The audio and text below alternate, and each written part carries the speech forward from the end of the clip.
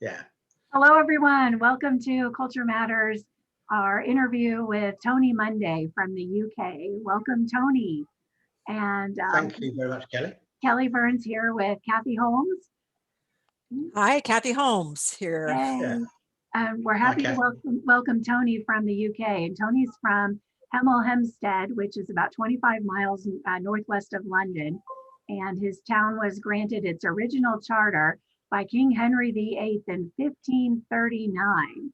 So long history. He looks like he's living on the beach, but he's from a town in London. And Tony and I met via Biz Catalyst 360, where we're both writers. And we had through LinkedIn, had an exchange and a conversation a few months ago. And he shared this wonderful story about leadership and culture and trust and all these wonderful characteristics that apply to so many people that we talk with in our Culture Matters monthly forum and that we see on LinkedIn and that we just have so many different conversations with people about. So I invited Tony to come on today, and well, we're not going to really interview him so much as I just asked him to please share the story so it could be shared broader with more people. So Tony, if you want to share a little bit about your background first, that would be great. Wonderful. Great. Excuse me. Thanks, Kelly. And yeah, hello to everybody. So in brief, I had 34 years service in one of the police organisations in the UK, and I achieved a senior level. So I had a lot of operational responsibility and leadership. And in essence, I've reframed my leadership expertise for private clients, for my. Oh, did he freeze or is that me? I think he froze. Can you see me? I can see you. Consultancy. There he is. What? Technology. Gotta love technology. Yeah. Hold on, Tony. You froze for a second there. So we're gonna keep rolling, but we're gonna roll. We just roll with it. Yeah. We'll post his LinkedIn profile so you can get all of the details about his background. But he's been doing leadership consulting and really just been a student of leadership and a practitioner for his whole career. 34 years, I think you said, with the UK, with the police force. And his story is related to that, this one experience that he shared. So Tony, take it away and share the story, please. Yes. Right. Yes.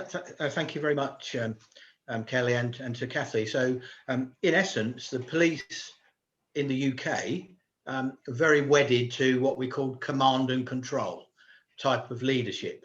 In other words, do as I say because I'm a higher rank than you, do as I say because this is what we do, or just do as I say because I'm telling you.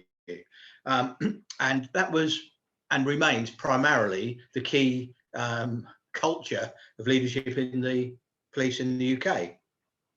Now, back in around 1998, when I was a new inspector, one of the parts of the professional development was to offer us an accreditation with an external consultancy for an executive diploma in leadership. So, I grabbed that with both hands, as did a lot of colleagues. Anyway, one module which will relate to what we talked to today really intrigued me because I didn't really understand what it meant. And it actually was coaching as a leadership culture. So we had our meeting, our group, our syndicate, and there were some 30 inspectors there, including myself. And then the facilitator explained a little bit about coaching. In essence, I couldn't use any of the command and control comments that I described earlier. It was all about connectivity in an authentic sense with the person in front of me. So if you picture the scene, there was 30 inspectors in a semicircle in this big room, syndicate room. I was asked to play an inspector, which I was able to do, and a colleague was chosen, and also another inspector, to be a person who was a poor performer, but very reluctant to admit it. Now, I realized that he'd been chosen for a reason, because he's a friend of mine, and he was a high performer, right? So he really hated any suggestion of being a poor performer, and he really got into it. So the room essentially disappeared, and it was myself and my friend. So all things like active listening, all the NLP aspects. Incidentally, as a former detective, I discovered that NLP techniques were a lot of what we used as a detective, but I didn't know it was called NLP. So it's all concentrating on him, his responses, and in the end, we achieved that goal without me using any of the command and control commands. He accepted that he was a poor performer and wanted help. And then it was stopped. The facilitator said that she was, clearly I was an experienced interrogator, to use her words, as she knew I'd been a detective. And I said, well, I prefer interviewer. Interrogation, brings up other views for me. Anyway, it was a really hot day. So with my colleague, because we then everyone broke to give prior to giving feedback, we went outside. And he really was in role, and he was just kept saying, time out, I've got to have a break. So once he'd calmed down, I said, tell me what it was like. And he said, it was like being in a funnel that was closing in as a result of exactly what I said. You were clearly absolutely listening what I said, how I said it, what I wasn't saying, so that my avenues of escape were removed. But the most important, if you like, takeaway I got from that was the critical importance of connecting with him as a person. So a short while later, I was posted to Watford, I think, which is the home of Universal Studios. Yay! Harry Potter. Yeah. Exactly. So in Hertfordshire Police, which is my organisation, it was effectively a metropolitan area, so it's extremely busy. So I was posted to a response team. So that's the 999 24/7 teams. Okay. And there was 5 teams to cover the 24/7, and the team I was awarded had always been historically bottom of the pile. When I say bottom of the pile, the police, and they're still wedded to target culture, numbers, quantities, all that type of stuff, but that's how teams were evaluated, and as an inspector, that's what I would be dealing with. So their reputation preceded them, shall we say. So I knew the departments that collated the data that would relate to those targets. So these were people who'd known me for a period of time in the police, so I could trust their judgment. So I actually went to them. I told them all I was taking responsibility for this team. That's a term I always use in leadership. Rather than command, I talk about taking responsibility for a team. They all said good luck with that, and then I said, right, tell me about the poor performers in the team. Now, when I say poor performer, I don't mean inexperienced, anything like that. I mean people who are willfully, toxically poor.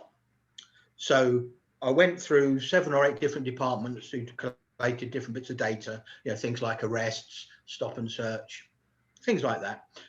And basically there was about 6 constables and 4 of the sergeants. Now the team I had responsibility for was about 8 sergeants and 80 constables, covering the borough of Watford and then 3 Rivers district.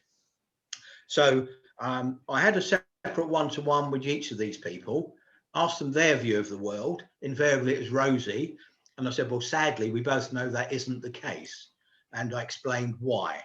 So I said, you've got a very simple choice now, because how I want to lead this team is entirely different from the previous inspector, who, as I would describe it, indulgently micromanaged them. In other words, sent incessant emails, did one-way briefings. So there was no there's no ownership by anybody.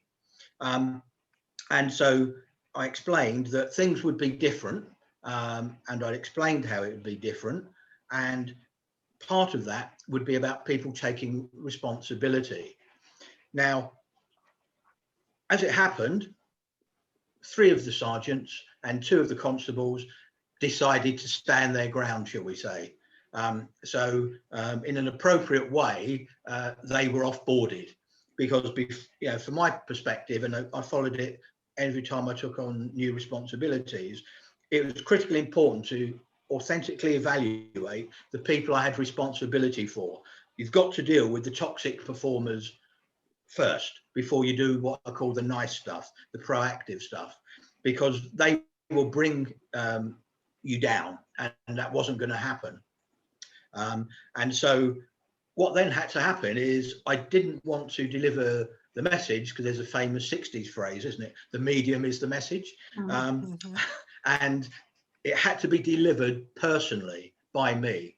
Now, because of the geographical spread and the time-based nature of the responsibility, it took about 3 weeks before I'd sat in front of everybody and explained how things were going to be.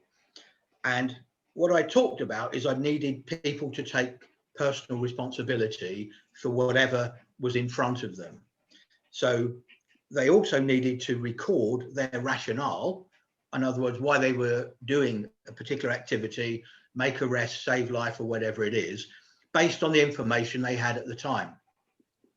Now, why that was important was that the previous regime, there was what I call an upwards negative flow of requests for assistance, requests to make decisions.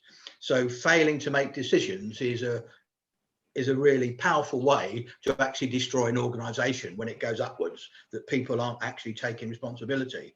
Now, the other aspects that then came out from the team, because they knew this, was that they said, well, we're going to be hung out to dry. Sorry, that's an English or British phrase. We know that one too. Oh yeah, okay. we use that. All Yeah, right. perfect. Yeah. Right, sorry. Right, so again, British, or particularly English, like to use words in a very ironic way. So still to this day, in every policing area, there's a 9 o'clock intelligence meeting, 9 in the morning. And it's affectionately known as morning prayers. Okay. Now, what it's supposed to be is an evaluation of the preceding 24 hours, what's been happening. But in reality, you have a whole group of people who are hell-bent on making a name for themselves by actually rubbishing operational officers who've made decisions under difficult circumstances. It's a horrific culture.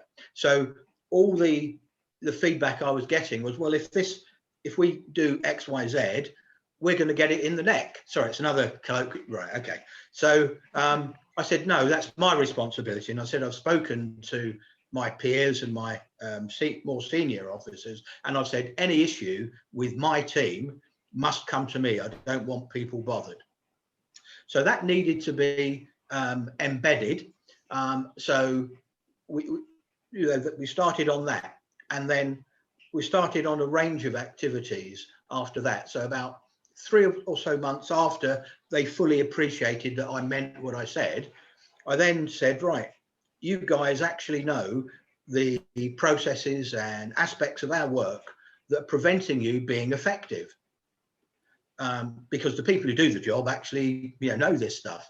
So I said, what I'd like is for the sergeants with their constables, so you have an organisation where different sergeants line manage particular officers. So test it out, pilot it. If it works, come back to me, we'll put it across the team. If it works, then we'll put it across the boroughs. So after about 6 months, we were actually 3rd in the table. Then I thought that had been embedded well. So then I said, and it was something I'd learned from studying Kaizen, the Japanese principle of continuous improvement, everyone's responsibility. And I said, right, we can now move on to the next level. What good ideas have you got that would benefit ourselves, but most importantly, the public, the people we're actually here to deal with. And then they took that on. And then, so after a year, we were actually top in those terms, performing team. But the interesting aspect was at no time did I ever refer to those numerical based targets. It wasn't that at all. What it was actually to engage and energize the team into developing and understanding that they were trusted. They had the equipment, in terms of resources or experience or skill. If they didn't, they asked, and then they got those additional resources. So what it then became was actually quite wonderful, is that it became a pleasure to go into work. So you can imagine, as an inspector in a busy police area, it almost sounds a bit bizarre. How can you enjoy going to work when you don't know what you're facing? Well, that's true. But when I knew that everybody was doing their best, then that was a really good start, and that's what happened. And also, I think there's some other aspects that link into this, in that it's really always critically important, I believe, to really understand your team as people. So as a police officer, we're almost an actor in a sense that we put on a uniform or a suit if we're a detective, but that's not who we actually are. We're fulfilling a function for periods of time. So I happen to be as the Americans call it, a soccer fan. So they knew the team I supported, and things like that. And we got to know, birthdays and things like that. But also, as they clearly responded well to my trust, I then developed other areas of trusting them. So, for example, because of the positioning of Hertfordshire, the costs of houses are really, really expensive. And so a lot of police officers live good distances away from the areas that they police. So quite often that means that they need to get their cars serviced. Now, sometimes that could mean that their car is serviced when they should be at work, if it's a day shift or a late shift. So what I said is I prefer it if they actually told me that they needed to get their car serviced. Once it was serviced, come into work. Now, the reason for that was that, first of all, we'd built up a culture of trust where they knew that their mates were doing a bit more because they weren't there. But equally, if I'd have either said no or they didn't trust me, they could have just gone sick and I'd have lost them for the whole shift. So it was very, very important to do that.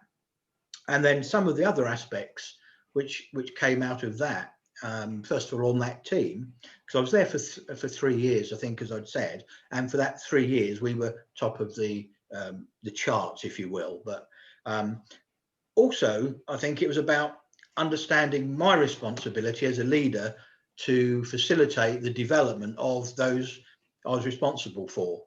And that included developing people laterally, but also developing them off the team.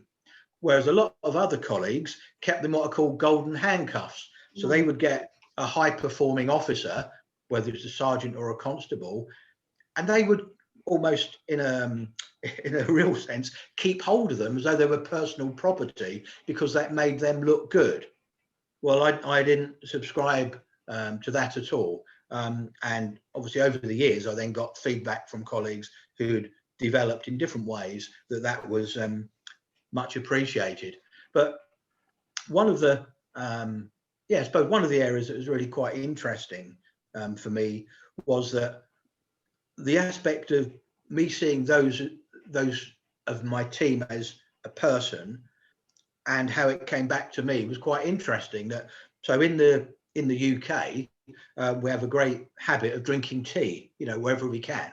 Okay, so the first time it happened, I was really quite dumbstruck. So I happened to be in my office dealing with whatever I was dealing with, and then there was a knock on the door, and then someone just said boss. So that's a colloquialism for a senior officer, and it can be said in different ways, but it was said in the right way. Yes, it's been a busy shift. Do you fancy a cup of tea? No, I thought that was absolutely amazing. You know, they weren't being obsequious or anything like that. This was real human connectivity. And then probably a wider example of that I could come to, you know, related to, yeah, sadly, a murder. So would you like to hear about that, Kelly? I remember this story too. Okay, so it was a really hot day, as these things always seem to be. It was about 10 to 6 in the evening, and we were that was myself, firearms officers, because UK police are basically unarmed, so you have special units that are armed. We're actually outside an address, ready to make what we call a hard entry, in other words, go in, because we'd found that the estranged husband of his wife had found out where her boyfriend was, and he was intent, and he'd just gone into the premises with a shotgun, which is clearly a serious incident. So that was just about to take place. So all the resources were in place, and then a guy in a t-shirt, shorts, and a little sausage dog came walking around the corner and just said, "Who's in charge here?" So I said, "Well, that would be me." And then he said, "I've just found the dead body of a girl round the corner." So I'd heard what he said, but I said, "Can you say that again?" And the reason I did that was, you know, a second of thinking time seems like an hour, but also I could then really study that person and make, you know, sure, as far as I could do, first of all, that they were being authentic, and he was. So one of my sergeants was there, and they dealt with the firearms incident because it was all about to take place. Everything had been deployed. So he went a short, yeah, about half a mile, and then in this park that was nearby that I didn't even realise was there, yeah, very sadly, was the dead body of a girl with her dog. Obviously, lots of tensions, lots of pressures to, as we say, forensicate it, so make sure the scene was clear, all those sorts of things. So lots and lots of responsibilities. So it then got to about 10 to 9, so 8:50 p.m, and realised it was getting dark. So with the adrenaline of everything that was going on, nobody, and we'd had all my team effectively were in charge of cordons and doing various aspects to do with this job. No one had had anything to eat. So one of the sergeants had been a what we call a logist. So they were a policy logist. So they were recording my decisions. And so then I said to him, right, no one's had anything to eat. Right, so pop round, speak to everybody, and find out their individual order from McDonald's, because I actually knew the manager of the big McDonald's in Lower High Street in Watford. We dealt with some incidents, so we weren't unfamiliar to each other. And he said, well, you know, can that work? So I said, well, hang on a sec. So I phoned the manager, and I said, I don't know the accountancy aspects of this. In other words, how we're going to code all of this help. But, you know, can you provide food for about 50 people? And I said, well, you know, I'll take responsibility for sorting out the bill. Yeah, ultimately, even if I have to pay it myself. And he said, no, there's absolutely no charge. So I said, thanks. So then the sergeant said, right, let's just all, you know, I'll order a number of Big Macs, fillet of fish. I said, no, you're absolutely not listening. And I said, I want you to go to everybody, record their name, what their individual order is, and then come back to me. All right, because we've got to actually demonstrate that we take notice of what people have done, because it can be very boring, etc. So he did. Anyway, and the short aspect of that, the PS, if you will, is yeah, probably a couple of years ago, I happened you know, to be in a cafe, a Starbucks, and then one of the officers who was on that job came up to me, and it was nothing to do with the fact that, you know, we arrested the murderer and that type of thing. He said, you may not realize it, he said, but, you know, what you did was thinking about our individual needs, you know, was like getting a pay rise. He said it showed that we weren't, you know, even if you'd just got burgers, that would have been better than nothing. But the fact that you insisted that our individual needs were important really struck home.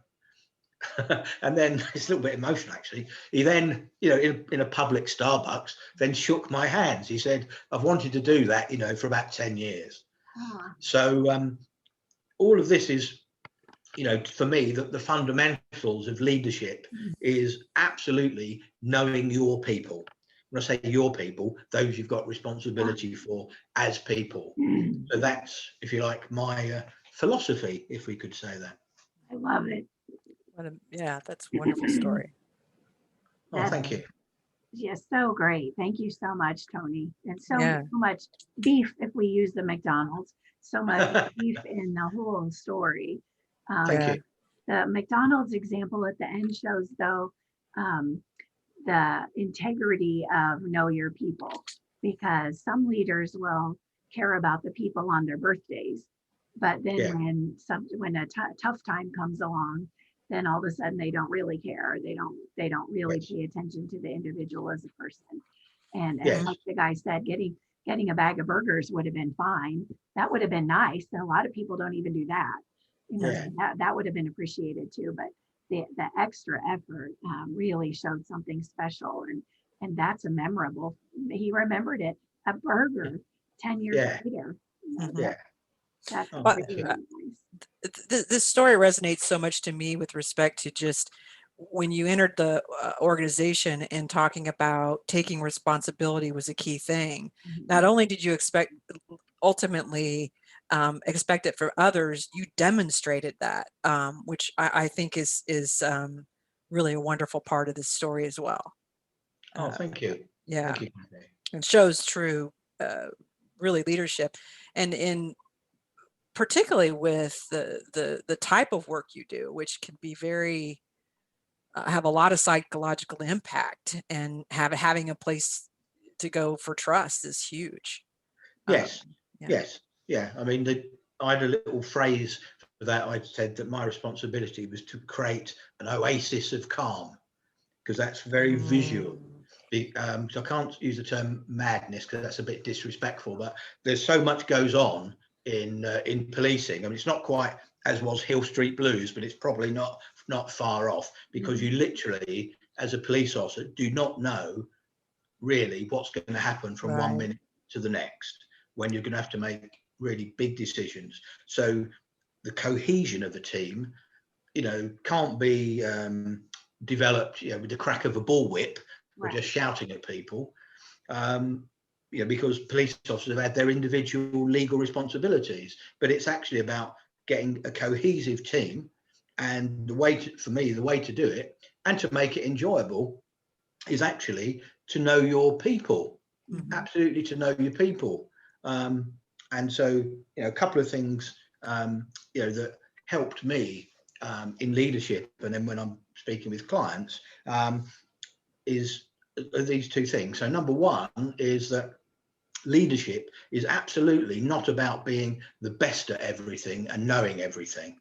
Now, for some reason, that's the pressure people put on themselves.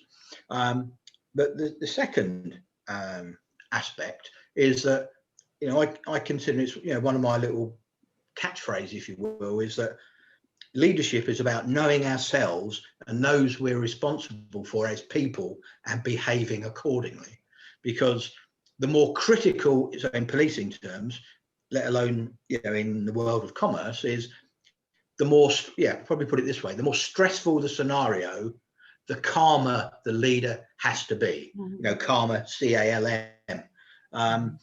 Because if you don't process things in the right way, you don't deliver the message in the right way, you don't listen, and that's absolutely the other aspect of there's very few times, and that the murder I described was what I would say when prescriptive leadership is required. We can't have a debate about something as serious as that, but that's actually quite rare. And in the military in the UK, and I don't know if it happens in the US, but having been in sort of the reserves previously, so it's something I picked up, is that before an assault or an operation, the senior officer will get what they call an O group. So it's all the people together from the lowliest private to, you know, whoever's there, sergeants, corporals, etc., captains, and say, right, anybody got any ideas about how we can best achieve this mission? So you absolutely distill expertise, because a leader cannot know it all. And as well as it feeling good to be asked, is people actually have things to say, you know, and so it actually really, you know, creates such a wonderful culture. And it's not weakness and it's not softness, you know, to be polite, to be humane. And, you know, one of, you know, probably why this, this has struck with me was, and I'll take advice from Kelly if she wants me to talk about it, was my very first day as an acting sergeant. So my very first stint of being a supervisor. So would that be relevant, do you think? Well, we're going to have to save that for a part 2, I think, because we're Okay, that's a I'm part thinking, two. I think we got part 2. Yeah. Okay, For sure. so Yeah. okay, so For sure. But so wait for much the next exciting episode. Yes, exactly. Well, So and I much love, content. I now get the screensaver on the Oasis of Calm that you've Yes. created. That's wonderful. Yeah, Yeah. for sure. Oh, thank you. And certainly if this is relevant in the police department, in the high stress environment that the police have, and that's certainly relevant in the business environment and in other organizations that aren't under life and death situations all the time, and you know, that aren't making those kind of quick decisions in matters that are so personal for the people involved in life and death and that kind of thing.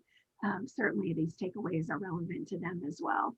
And I appreciate the leadership philosophies of it's not always about being the only one that knows everything, or the one that knows everything or has all the answers, or but it is about knowing yourself and knowing others and acting accordingly. And that was your second one. And then the more stressful the situation, the more calm the leader needs to be. And, you know, if you're running around like a chicken with your head cut off, do you know that saying? Yeah. Yeah. If you're running around or you're stressed out and emotional or angry or upset, if you're all emotional, you're not going to inspire wise decision making by other people that you're trying to influence, and you're not going to cause others to believe that you've made wise decisions either. So all three of those philosophies are so important. So Anthony, thank you so much for sharing, or Tony, thank you so much for sharing all of those. Oh, my pleasure. Kathy, any last minute comment? No, I think you summed it up really nicely, Kelly. And just, I really appreciated the story that you've shared with us, Tony. It's very valuable. Oh, thank you very much. To a lot of a wide audience, leaders, and particularly in public service as well. Oh, thank you. Thank you very much. And I as soon as I was coming out with the colloquialism, I suddenly thought, oh, I just better check. So yes. Apologies. Oh no, that all fit in too. And Tony has a book coming out in the next few months that we'll connect you with as well when it's available. The Essential Heart of a Leader. So I can't. Yeah, I'm excited to read that. Enough. It's fantastic. So, thank you again, Tony. And we will get this up for everyone soon. So I'm going to end the video and then we can all chat for a minute. So thank you for watching Culture Matters. Thank you for, yes.